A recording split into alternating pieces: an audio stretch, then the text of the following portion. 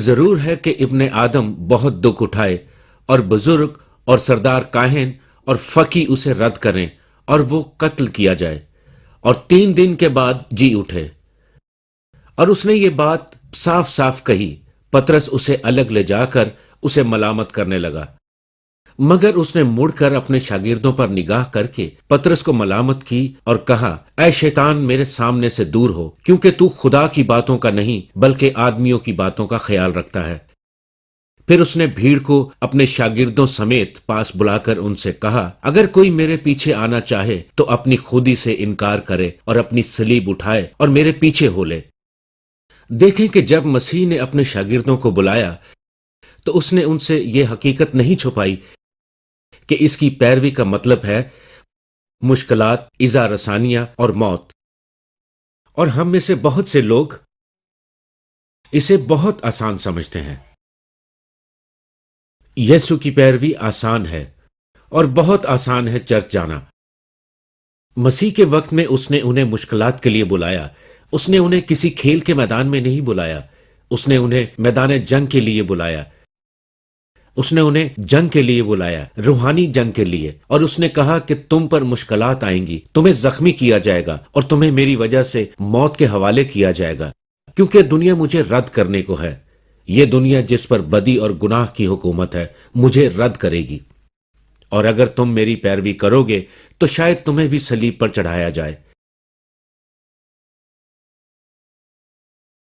کیونکہ جو اپنی جان بچاتا ہے وہ اسے کھوئے گا، لیکن جو کوئی میری اور انجیل کی خاطر اپنی جان کھوئے گا وہ اسے بچائے گا۔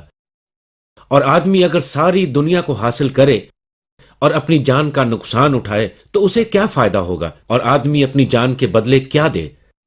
کیونکہ جو کوئی اس زناکار اور خطا کار قوم میں مجھ سے اور میری باتوں سے شرمائے گا، ابن آدم بھی جب اپنے باپ کے جلال میں پاک فرشتوں کے ساتھ آئے گا تو اس سے شرمائے گا۔ بائبل مقدس سکھاتی ہے کہ تم جسم رکھتے ہو، لیکن اس بدن کے اندر تمہاری جان یا روح ہے۔ میں آج رات اس میں امتیاز نہیں کرنا چاہوں گا، کیونکہ یہ تکنیکی اہلیاتی بحث ہے روح اور جان کے درمیان میں۔ میں انہیں ایک دوسرے کے لیے استعمال کروں گا۔ آپ کی جان وہ حصہ ہے جو آپ کے اندر خداوند کی شبیہ ہے، اور یہ آپ کا ابدی حصہ ہے، یہ آپ کا اہم حصہ ہے، یہ حقیقت میں آپ ہیں۔ یہ آپ کا وہ حصہ ہے جو اب سے لے کر ہزاروں سال تک زندہ رہے گا، چاہے آسمان پر یا دوزخ میں۔ یہ ایک حقیقت ہے۔ آپ کا بدن قبر میں جائے گا جب تک یہ دوبارہ نہ جی اٹھے۔ یسوع نے کہا کہ ایک جان کی قدر پوری دنیا سے بڑھ کر ہے۔ شاید آپ پوری دنیا حاصل کر لیں، لیکن ایک صبح جاگنے کے بعد آپ کو احساس ہو کہ آپ نے زندگی کی اہم ترین حقیقت کو چھوڑ دیا۔ کیوں یہ اتنی قابل قدر ہے؟ کیوں آپ کی جان اتنی قابل قدر ہے؟ یہ قابل قدر ہے کیونکہ یہ ابدی ہے، جس میں ایک خوبصورت ڈھانچہ ہے، لیکن یہ صرف مادی ہے۔ چاہے یہ کتنا بھی طاقتور ہو، یہ مر جائے گا۔ ہر انسان کے لیے مقرر ہے کہ وہ مر جائے۔ آپ کا جسم قبر میں جانے کو ہے جب تک مسیح کے آنے پر آپ زندہ نہ کیے جائیں۔ پہلا کرنتھیوں 15 کے مطابق موت انسان کی سب سے بڑی اور شخصی دشمن ہے۔ ہم نے ٹی وی پر بہت سے عظیم اداکار اور اداکارائیں دیکھی ہیں، بہت سے مر چکے ہیں۔ میں ڈونا ریڈ کے متعلق سوچتا ہوں۔ میں اور میری بیوی ڈونا ریڈ کے دوست تھے۔ پچھلے سال ڈالاس میں وہ ایک سٹار تھی، اب وہ مر چکی ہے۔ راک ہڈسن اسکرین پر اداکاری کرتا تھا، بہت خوبصورت، مر چکا ہے۔ اور آپ ایسے کئی نام لے سکتے ہیں، مر چکے ہیں۔ شہرت، خوشبختی موت کو دور نہیں رکھ سکتی۔ ہاورڈ ہیوز جب وہ مرا تو شاید وہ امریکہ کا سب سے امیر آدمی تھا، لیکن وہ مر گیا۔ ایک خوفناک موت، بہت تکلیف میں اپنے آخری ایام گزارے۔ اس طرح کے کئی لوگ ہیں، وہ سوچتے ہیں کہ ہم ہمیشہ زندہ رہیں گے۔ جب آپ جوانوں سے کہتے ہیں کہ زندگی مختصر ہے، وہ مسکرا کر کہتے ہیں ہمارے پاس 30-40 سال ہیں، پر میں کہتا ہوں زندگی یوں گزرتی ہے۔ کسی نے میری ایک سالگرہ پر پوچھا، میں یہ نہیں بتاؤں گا کون سی سالگرہ، انہوں نے پوچھا کہ جن دنوں میں آپ 65 سال کے تھے آپ کی زندگی میں حیران کن بات کیا تھی؟ میں نے کہا کہ زندگی کا بگاڑ، یہی میری زندگی کی حیران کن بات ہے۔ جیسے میں ایک نوجوان ہوں، کبھی مجھے لگتا ہے کہ میں 18 سال کا ہوں، پھر مجھے اصل عمر کا احساس ہوتا ہے، لیکن بہت جلد گزر جاتی ہے۔ اور پھر جان، بالکل جس طرح اس جسم کے اعضاء ہیں، مثلا ہاتھ، ناک، پاؤں، آنکھیں، پاؤں، اسی طرح سے جان کی بھی کئی خصوصیات اور نعمتیں ہیں۔ پہلی بات اس کی سمجھ، عقل اور علم۔ بائبل بتاتی ہے کہ خداوند کا خوف دنائی کا شروع ہے۔ ٹویم نے کہا انسان کا علم ہی اسے مکمل تباہی کے دہانے پر لے آیا ہے۔ ہاں، ہمارے پاس علم ہو سکتا ہے، لیکن فہم سے ہم اپنی اصطلاحات پر قابو نہیں رکھ سکتے۔ لیکن عقل اور علم ہماری جان کا ایک حصہ ہیں، اور قوت فیصلہ، پرکھ، کس طرح ہم روز اپنی زندگی میں پرکھتے ہیں، اور آپ کی فیصلہ کرنے کی قوت جس سے آپ چیزوں کو قبول کرتے ہیں اور رد کرتے ہیں، آپ کے احساسات جو آپ کے خوف یا محبت کا سبب بنتے ہیں، یادداشت جو ہماری یادوں، خیالات اور واقعات کو ذہن میں محفوظ رکھنے کی صلاحیت رکھتا ہے، ضمیر جو کہ جان کے مانیٹر کی مانند ہے، فیصلہ کرتا ہے ان سب پر جو ہم کرتے ہیں یا کہتے ہیں۔ یہ سب کچھ ہماری جان کا حصہ ہے جو ہمیشہ زندہ رہے گا۔ سائنس جو زندہ خلیہ بنا رہی ہے، پروٹوپلازم کی بات کرتی ہے۔ پروٹوپلازم تکلیف کے دوران اپنے آپ مسکرا نہیں سکتی۔ یہ پروٹوپلازم دشمنوں سے محبت نہیں کر سکتے، تباہی میں اچھے کی امید نہیں رکھ سکتے، وہ خدا سے رابطہ نہیں کر سکتے۔ سائنسدان یہ جانتے ہیں کہ سائنس سے بڑھ کر بھی کچھ ہے۔ بائبل اسے کہتی ہے جان۔ کیا ہوتا ہے جب انسان مرتا ہے؟ جسم وہیں ہوتا ہے، اعضاء وہیں ہوتے ہیں، لیکن جسم سے کچھ باہر نکل جاتا ہے۔ جان، روح انسان کے جسم سے نکل جاتی ہے۔ یہ کہاں جاتی ہے؟ ایوب کہتا ہے کہ لیکن انسان میں روح ہے۔ واز میں لکھا ہے اور خاک خاک سے جا ملے، جس طرح آگے ملی ہوئی تھی، اور روح خدا کے پاس جس نے اسے دیا تھا واپس جائے۔ آپ والدین کس کی فکر کرتے ہیں؟ بچے کے کپڑوں کی یا پھر بچے کی؟ آپ کا نوکر آتا ہے اور کہتا ہے یہ کپڑے ہیں جو صاف ہونے والے ہیں، مگر بچہ غائب ہے، تو آپ کیا سوچیں گے؟ اور یہی کچھ ہم کہتے ہیں۔ ہم اپنے جسم کی دیکھ بھال کرتے ہیں، اور یہ میرا جسم ہے، میں نے اسے نظر انداز نہیں کیا۔ میں نے ورزش کی، وہ تمام ورزشیں جو ٹی وی پر آتی ہیں، جین فونڈا کی یا کوئی بھی کرواتا ہے، میں نے وہ تمام کام کیے۔ میں نے باقاعدگی سے جاگنگ کی، میں نے مناسب خوراک لی، میں نے وٹامن بھی لیے اور منرلز اور اس سے متعلقہ پیکیجز بھی لیے، پوری مٹھی بھر ایک ہی دن میں۔ اور میں باقاعدگی کے ساتھ ڈاکٹر کے پاس گیا، میں ڈینٹسٹ کے پاس گیا ہر 6 ماہ کے بعد۔ میرا جسم ایک اچھی شکل میں ہے جب تک کہ مرتا نہیں، اور خداوند میں نے اس کی حفاظت کی ہے، لیکن اپنی روح کو نظر انداز کیا ہے۔ میں نے روح کو خوراک نہ دی، میں نے اسے روحانی وٹامن نہیں دیے، میں نے کبھی صحائف کو نہیں پڑھا جو تیرا کلام ہے، میں نے کبھی آپ سے شراکت نہ رکھی جس سے میری روحانی ترقی ہوتی۔ میں نے آپ کا حکم نہ مانا جب آپ نے مجھے پڑوسی سے پیار کرنے کو کہا، میں نے آپ کا حکم نہ مانا جب آپ نے مجھے گلی میں موجود ایک ہمسائے کے بارے میں بتایا جو بھوکا تھا، یا وہ پڑوسی جو تنہا تھا جسے ایک دوست کی ضرورت تھی۔ میرے پاس ان سب کے لیے وقت نہ تھا، لیکن خداوند میں نے اپنے جسم کی دیکھ بھال کی ہے۔ اب آپ کے خیال میں خدا کیا کرے گا؟ جسم خداوند کا مقدس ہے اور روح اس کی مکین، اور یہ ابدی ہے۔ آپ اپنی پیدائش کو روک نہیں سکتے۔ آپ ہمیشہ زندہ رہنے کے لیے پیدا ہوئے ہیں، اور آپ اپنی پیدائش کو روک نہیں سکتے۔ آپ اس عمل کو نہیں روک سکتے، اپنی زندگی کی سمت کو تبدیل کر سکتے ہیں۔ یسوع نے کہا کہ زندگی میں 2 راستے ہیں، کھلا راستہ اور تنگ راستہ۔ کھلا راستہ ہمیشہ تباہی کی طرف جاتا ہے، اور تنگ راستہ ہمیں زندگی کی طرف لے جاتا ہے۔ اور آپ ان میں سے ایک راستے پر ہیں. یہاں ہر شخص ان میں سے ایک راستے پر ہے.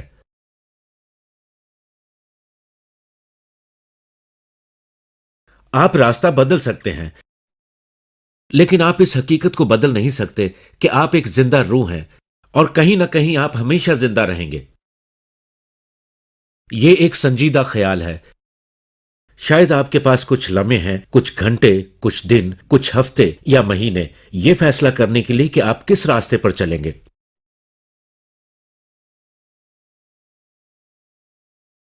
دوسری بات یہ کہ کیوں یہ قابل قدر ہے. کیونکہ شیطان بھی دلچسپی لیتا ہے. میں جب معلومات حاصل کرنے کے لیے پڑھ رہا تھا تو اخبار میں ایک 6 فٹ مگر مچھ کے بارے میں آیا کہ وہ اپنے ارد گرد دہشت پھیلا رہا ہے، جانور کھا کر. بلیاں، کتے، ایک ہی بڑے نوالے میں. وہ بڑا ہے اور بد شکل، اور ریاست کے افسروں نے شکاری مدعو کیے کہ اسے مار ڈالیں. یہ پچھلے ہفتے کے اخبار میں تھا، لیکن میں نے اب تک یہ نہیں پڑھا کہ اسے شکار کر لیا گیا ہے. مجھے یاد ہے کہ بہت سال پہلے میں اور میری بیوی ریل میں سفر کر رہے تھے. میں 3 یا 4 سال کے لیے ایک اسکول میں گیا اور فلوریڈا میں اپنا پہلا پیغام دیا. میں نے اپنی ابتدائی منادی فلوریڈا میں کی اور میں اپنی بیوی کو کچھ دکھانا چاہتا تھا. ابھی ہم راستے میں ہی تھے کہ کچھ فاصلے پر مجھے وہ مگرمچھ نظر آیا. میرے پاس کار میں 22 mm رائفل تھی اور میں نے اس کو مار دیا، اور میری بیوی کو مجھے معاف کرنے میں کئی ہفتے لگے. اس مگرمچھ کو مارنے پر میں نے کچھ بلیوں، کتوں اور خرگوشوں کو بچایا تھا.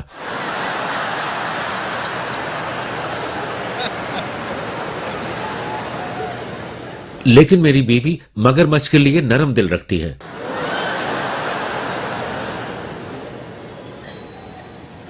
بائبل مقدس سکھاتی ہے کہ ابلیس ہے، اور وہ بڑا اور بد شکل ہے. پطرس رسول کہتے ہیں کہ ابلیس دھاڑنے والا شیر ببر ہے جو ڈھونڈتا ہے کہ کسے پھاڑ کھائے. ایک سروے کے مطابق 70% امریکی کہتے ہیں کہ وہ شخصی ابلیس پر یقین رکھتے ہیں. صحائف بتاتے ہیں کہ خدا ایک بادشاہی تیار کر رہا ہے، اور آج رات میں اور آپ اس کی بادشاہی میں کام کر رہے ہیں. آج رات میں خداوند کی بادشاہی کے لیے کام کر رہا ہوں. جب میں ملک سے باہر جاتا ہوں تو میں امریکہ کے سفیر کے طور پر نہیں جاتا، بلکہ بادشاہوں کے بادشاہ اور خداوندوں کے خداوند کے سفیر کے طور پر جاتا ہوں. میں ایک پادری ہوں اور میں خدا کا مبشر کہلاتا ہوں، اور لفظ مبشر کا مطلب ہے ایک خبر پہنچانے والا. قدیم یونانی شہروں میں اخبارات نہیں تھے، ٹیلی ویژن اور ریڈیو نہیں تھے. ان کے پاس لوگ تھے جو گلیوں میں جاتے تھے اور خبروں کا اعلان کرتے تھے. یہ لفظ وہاں سے لیا گیا ہے اور نئے عہد نامے میں استعمال کیا گیا ہے، اور اس کا مطلب ہے اچھی خبر پھیلانے والا. اور لفظ ایونجلسٹ لفظ ایونجلیکل سے فرق ہے. ان کو کبھی دبا دیا جاتا ہے اور کبھی ملا دیا جاتا ہے کہ ایونجلسٹ کیا ہے، ایونجلزم کیا ہے، اور ایونجلائزیشن کیا ہے. یا ایونجلزم مبشر کا کام صرف خوشخبری دینا ہے. اس کی خدمت ہے کہ لوگوں کو بتائے کہ خدا آپ سے پیار کرتا ہے اور خدا آپ میں دلچسپی لیتا ہے، اور آپ کو ضرور توبہ کرنی اور اسے قبول کرنا چاہیے کہ مسیح آپ کے گناہوں کے لیے صلیب پر موا اور وہ دوبارہ جی اٹھا. یہ مبشر کا پیغام ہے. اسے کوریگما کہا جاتا ہے. پادری صاحبان اور استاد پیدائش سے لے کر مکاشفہ تک تعلیم دے سکتے ہیں، لیکن مبشر کا کام ذرا محدود ہے. ان کا کام یہ ہے کہ وہ لوگوں کو خدا کے نجات بخش کلام کے ذریعے یسوع کے پاس لے آئیں، اور پھر انہیں تعلیم، تربیت اور شاگردیت کے لیے پادری اور استاد کے پاس لائیں.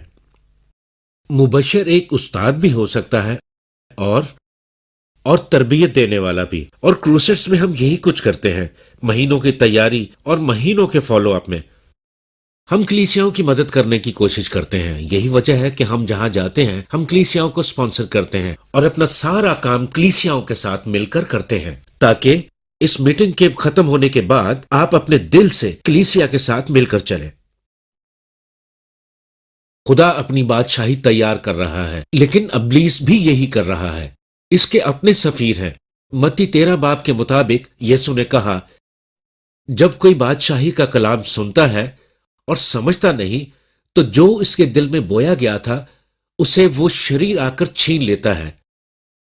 آپ دیکھتے ہیں کہ آپ آج رات خدا کا کلام سن رہے ہیں، لیکن جب آپ واپس جاتے ہیں ابلیس اسے چھیننے کی کوشش کرتا ہے اور یہ جڑ نہیں پکڑتا، اور کھیت دنیا ہے اور اچھا بیج خدا کے فرزند اور کڑوے دانے اس شریر کے فرزند ہے۔ یسوع نے کہا کہ جس دشمن نے ان کو بویا وہ ابلیس ہے۔ جی ہاں، کوئی ہے جو دشمن ہے، ابلیس۔ کھیلوں کے ایک رپورٹر نے بیس بال کے ایک سپر سٹار کے بارے میں لکھا کہ وہ اپنی روح ابلیس کو بیچنے کے لیے راضی ہو گیا۔ بہت سے لوگوں نے اپنی روح ابلیس کو بیچ دی ہے، اور وہ بھی سستے داموں۔ مسیح کو اور خدا کو رد کرنے کا فیصلہ کیا اور خدا سے دور ہو گئے۔ اس دنیا کی خوشیاں آپ کے لیے بہت پرکشش رہی ہیں، یا پھر زندگی کی مشکلات کا مقابلہ نہ کر پائے اور آپ ہار مان گئے۔ آپ کی زندگی بیش قیمت ہے کیونکہ خدا آپ کی جان کی فکر کرتا ہے۔ تمام بائبل مقدس جان کو بچانے اور اس کی ترقی کے لیے فکر کی بات پر زور دیتی ہے۔ بہت سے طریقوں سے خدا ہمارے لیے تحمل کر رہا ہے تاکہ ہم میں سے کوئی ہلاک نہ ہو بلکہ سب کی توبہ تک نوبت پہنچے۔ غور کریں، خدا اس بات پر راضی نہیں کہ آپ کبھی ہلاک ہوں۔ خدا نہیں چاہتا کہ آپ کھو جائیں، وہ آپ کی زندگی کو بچانا چاہتا ہے، اتنا کہ اس نے عدالت میں تاخیر کر دی تاکہ آپ کو وقت دے، اور اپنا بیٹا بھی صلیب پر دے دیا آپ کے گناہوں کے لیے۔ خدا نے اپنی محبت ہم پر یوں ظاہر کی کہ جب ہم گناہ میں تھے تو مسیح ہمارے لیے ہوا۔ جرمن شاعر نوالس 14 اپریل کے ٹائم میگزین میں یوں کہتے ہیں، محبت اس دنیا کی تاریخ کا اولین مقصد ہے، پوری کائنات کا مقصد۔ محبت دنیا کی عظیم ترین چیز ہے۔ ہنری ڈرامین نے اس پر بہت سے پیغامات دیے، لیکن بائبل مقدس کہتی ہے کہ محبت اس میں نہیں کہ ہم نے خدا سے محبت کی، بلکہ اس میں ہے کہ اس نے ہم سے محبت کی اور ہمارے گناہوں کے کفارے کے لیے اپنے بیٹے کو بھیجا۔ دوسرے لفظوں میں جب مسیح صلیب پر ہوا تو وہ آپ کے لیے خدا کی محبت کا اظہار کر رہا تھا اور اپنی موت کے وسیلے سے آپ کے گناہوں کو ڈھانپ رہا تھا۔ ہر گناہ جو آپ کرتے ہیں وہ ڈھانکتا ہے، وہ آپ کی عدالت کبھی نہ کرے گا۔ میں خدا کی عدالت کے تخت کے پاس نہیں ہوں گا، میری عدالت ہو چکی، کیونکہ صلیب اپنے آپ میں ایک عدالت تھی۔ خدا نے اپنے بیٹے کی عدالت کی میری جگہ، مجھے عدالت کا سامنا نہیں کرنا پڑے گا، لیکن یسوع کے تخت کے پاس مجھے تمام ایمانداروں کے ساتھ مسیح میں ہوتے ہوئے کیے گئے کاموں کا حساب دینا ہوگا، شاگردی کا حساب دینے کے لیے اور زندگی میں کی گئی وفاداری کا حساب دینے کے لیے، بھائی سے پیار کا، بہن سے پیار کا، یا اچھے کاموں کے لیے میری عدالت ہوگی۔ لیکن جہاں تک میری نجات کا تعلق ہے، جہاں تک آسمان پر جانے کا تعلق ہے، وہ سب ماضی ہے، کیونکہ میں نے وہی کیا جو خدا نے کہا، اپنے گناہوں سے توبہ کی اور مسیح نجات دہندہ کو قبول کیا۔ صلیب پر جہاں آپ کے لیے یہ سب کچھ ہوا، ہماری زندگی قابل قدر ہے اس کے کھو جانے کی فطرت کے باعث۔ ایک دفعہ نیو یارک میں ایک بچہ کنویں میں گر گیا، اور ریڈیو رپورٹ کے سبب سے کہ انہیں مدد کی ضرورت ہے، 1 گھنٹے میں 3000 لوگوں نے مدد کی پیشکش کی، 1 گھنٹے میں۔ مجھے یاد ہے شمالی کیرولائنا میں ایک بچہ جنگل میں کھو گیا اور وہ ریاست تقریباً منجمد ہو گئی اس لڑکے کو بچانے کے لیے۔ لیکن آپ کی روح کی قدر اس سے کہیں زیادہ ہے۔ آپ نے اپنی روح کے ساتھ کیا کیا؟ جی ہاں، آپ اس زندگی میں ناکام رہے۔ آپ سب کچھ نہیں پا سکتے، ساری دنیا کے ہوتے ہوئے بھی آپ سب کچھ نہیں پا سکتے، حتیٰ کہ آپ اس کا چھوٹا سا حصہ بھی نہیں لے سکتے۔ یہ حقیقت ہے، آپ اسے اپنے ساتھ نہیں لے جا سکتے۔ کیا آپ نے کبھی ایسے مردے کو قبرستان لے جاتے دیکھا ہے جس کے ساتھ اس کی دولت بھی ہو؟ آپ اسے ساتھ نہیں لے جا سکتے۔ مجھے یاد ہے کہ جب جان ڈی روڈ بہت سال پہلے مرا تو اخبار میں آیا کہ کسی نے کہا وہ کتنا کچھ چھوڑ گیا ہے، اور جواب تھا سب کچھ چھوڑ گیا ہے۔ کچھ بھی نہیں لے جاتے، جبکہ ہم ساری زندگی سمیٹنے میں گزار دیتے ہیں۔ اگر آپ یہ سب کچھ حاصل کر بھی لیں تو بھی یہ آپ کو سکون، خوشی اور اطمینان نہیں دیتا۔ امریکہ کے ایک فوک گانے والے کے ایک گیت میں یہ پیغام ہے کہ میں ابدیت کے لیے تیار نہیں، کیا آپ تیار ہیں؟ اور پھر آپ آنے والی زندگی میں ناکام ہوتے ہیں۔ ایک گیت میں یہ کہا گیا ہے کہ جہنم اسی دنیا میں ہے۔ یہ سچ نہیں ہے، ایک آنے والا ہے۔ گزشتہ دنوں ٹورنٹو سٹار میں 14 اپریل کو ایک سرخی شائع ہوئی جس میں لکھا تھا جہنم کا راستہ۔ صحائف میں دوزخ کے بارے میں بہت سے بیانات ہیں۔ میں ازموئے وسطی میں نہیں جاؤں گا جہاں وہ مضبوط تخیلاتی سوچ رکھتے تھے، جہاں ہم ابلیس کو لمبے سینگوں اور تیز دھار ہتھیار کے ساتھ دیکھتے ہیں۔ یہ ازموئے وسطی میں کسی تخیلاتی سوچ کی پیداوار ہے۔ زبور 11:6 میں لکھا ہے آگ اور گندک اور لو ان کے پیالے کا حصہ ہوگا۔ زبور 18:5 میں اسے تکلیف کی جگہ کہا گیا ہے، اور متی 13 میں یسوع نے اسے ماتم کی جگہ کہا ہے۔ مسیح نے اسے رونے کی جگہ کہا ہے۔ مسیح نے اسے غلیظ ناپاک جگہ کہا ہے۔ مسیح نے اسے گپ اندھیرے کی جگہ کہا ہے۔ مسیح نے اسے بے آرامی کی جگہ کہا ہے۔ بہت سی تفصیلات ہیں، لیکن اس کا مطلب ہے خدا سے علیحدہ ہو جانا۔ اور آج رات آپ خداوند سے علیحدہ ہیں اپنے گناہ کے باعث، اور آپ کی یہ علیحدگی برقرار رہے گی موت کے بعد۔ اور پھر آپ بیش قیمت ہیں اس قیمت کے لیے جو آپ کی نجات کے لیے دی گئی۔ تمہاری خلاصی فانی چیزوں یعنی سونے چاندی کے ذریعے سے نہیں ہوئی، بلکہ ایک بے عیب اور بے داغ برے یعنی مسیح کے بیش قیمت خون سے۔ نوجوانوں کی تصویروں میں سے ایک پچھلے ہفتے سامنے آئی جو اولگا پیٹر کی تھی۔ وہ جوزف سٹالن کی پوتی ہے۔ وہ انگلینڈ واپس آئی ایک بورڈنگ اسکول کے لیے جو کیمبرج کے نزدیک ہے، اور کچھ لوگ اسے چلا رہے ہیں۔ وہ کہتی ہے کہ میں مسیحی ہوں۔ کیا وہ ہے؟ صرف خدا جانتا ہے۔ لیکن آپ کی روح کا کیا ہوگا؟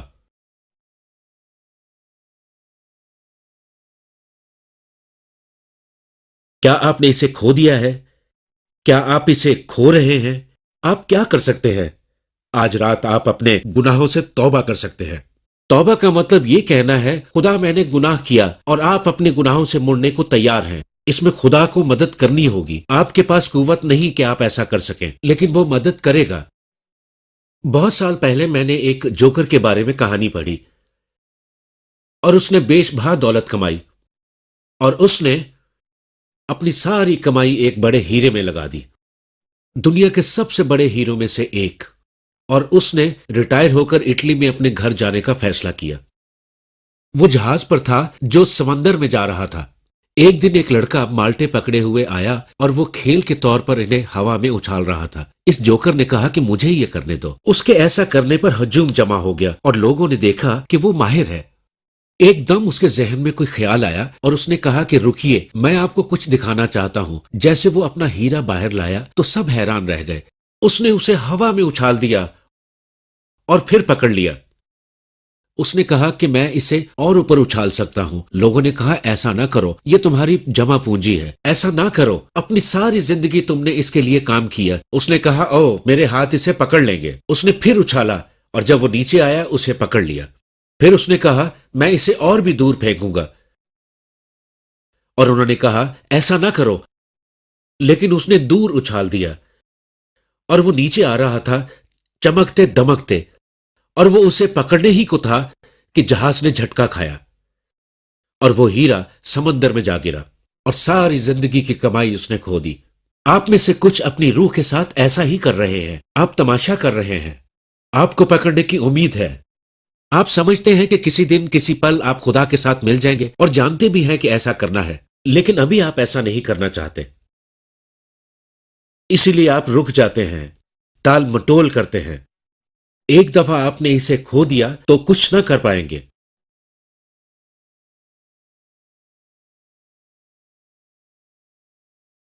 پروفیسر جیمز پیکر جو انگلینڈ سے ہیں، کچھ عرصہ پہلے کہا اس زندگی کے ہر موڑ پر آپ کے فیصلے कतई तौर पर फैसला कुन होने चाहिए, एक कतई फैसला। और यही मैं आपको करने को कह रहा हूं, यीशु को हां कहने के लिए। अखबार के एक कॉलम में एक इश्तिहार था, अभी और हमेशा के लिए। अगर आप अभी मसीह के लिए फैसला करते हैं तो आप उसके रहेंगे हमेशा के लिए और अब्दियत में उसके साथ रहेंगे।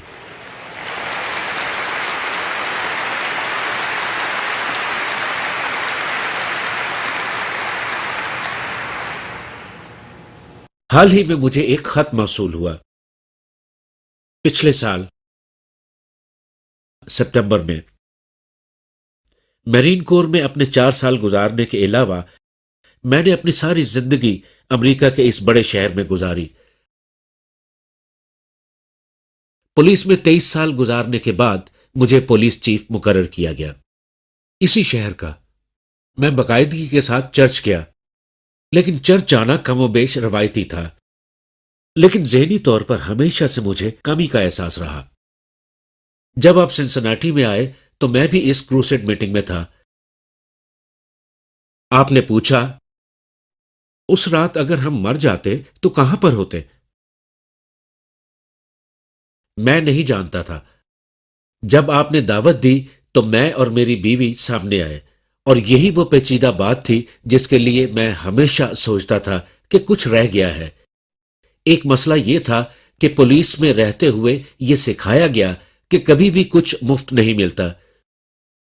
पुलिस अफसरों के लिए खरीदे बगैर कुछ लेना या नजात को हासिल करना मुश्किल है। यह आपको खुदा के फजल के वसीले से दी गई है और बिलाशुबा एक तोहफा ही है। मसीह को कबूल करने के बाद मैंने दूसरे मसीही पुलिस अफसरों से राब्ता किया। अब यहां महाना दुआइया मीटिंग होती है। अब मुझे इत्मीनान है और मालूम है कि मरने के बाद मैं कहां जाऊंगा, और यह हकीकी यकीन दहानी है। शकूक के तमाम बोझ मुझसे उठा लिए गए। अब मेरे पास खुदा है। आप भी ऐसे बन सकते हैं। आप खुदा को जान सकते हैं। आप उसे अपने दिल में रख सकते हैं। आप में से हजारों ऐसे हैं जो चर्च जाते हैं जैसे वो जाता था। आप नहीं जानते कि आप खुदा के सामने कैसे खड़े होंगे। आपको नहीं पता कि अभी आपकी जान कहां पर है। आप चाहते हैं उसके सुकून, उसकी खुशी, उसकी मुआफी और अब्दी जिंदगी। अब आपको वो करना है जो हम हर रात सैकड़ों लोगों को करते देखते हैं। मैं आपको दावत देता हूं कि अपनी जगह से खड़े हों और आएं और इस प्लेटफॉर्म के सामने खड़े होकर कहें, मैं अपना दिल यीशु के लिए खोलता हूं। मैं अपने गुनाहों से तौबा करता हूं। मैं उसे अपने दिल में कबूल करता हूं।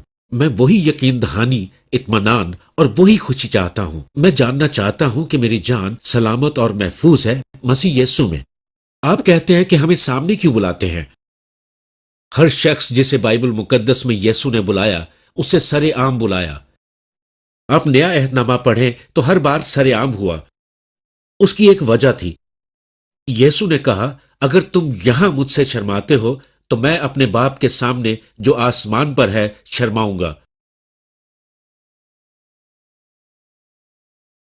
आप आइए और आज रात अपना हिस्सा अदा कीजिए और कहिए, मैं नई जिंदगी चाहता हूं। मैं नई सिमत चाहता हूं। मैं पुर यकीन होना चाहता हूं कि मेरी जान खुदा के साथ महफूज है। आप उठिए और आइए। हम इंतजार कर रहे हैं, अभी, इसी वक्त, जल्दी से।